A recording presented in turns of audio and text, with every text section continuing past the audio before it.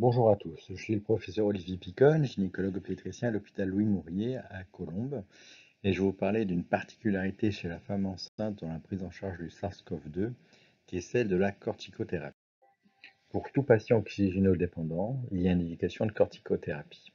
La question pendant la grossesse est de déterminer quelle corticothérapie est adéquate. Dans le premier cas, s'il s'agit d'une femme enceinte pour laquelle il n'y a pas d'indication de corticothérapie, d'indication de maturation fœtale, mais donc une indication uniquement maternelle, là on a besoin de corticoïdes qui ne vont pas passer à travers le placenta. Et donc finalement, comme une autre personne, on va prescrire de la méthylprednisolone pendant 10 jours. Si on a besoin de corticoïdes qui passent à travers le placenta pour une maturation fœtale, à ce moment-là, on va faire la dexaméthasone ou la bétaméthasone selon le protocole habituel. Et juste après, on fait un relais par la méthylprednisolone. Pour une patiente qui allait, c'est évidemment la méthylprednisolone uniquement qui doit être donnée.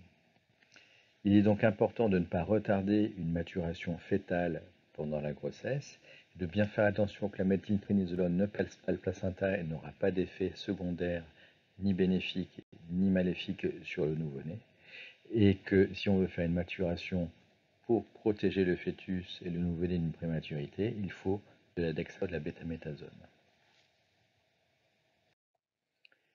N'oublions pas que le principal en ce moment, c'est d'être actif sur la vaccination pendant la grossesse. Elle est recommandée, elle est indiquée, et il faut tout faire pour que les patientes se vaccinent, pour qu'elles se protègent, qu'elles protègent leur entourage et qu'elles protègent le nouveau-né. Je vous remercie.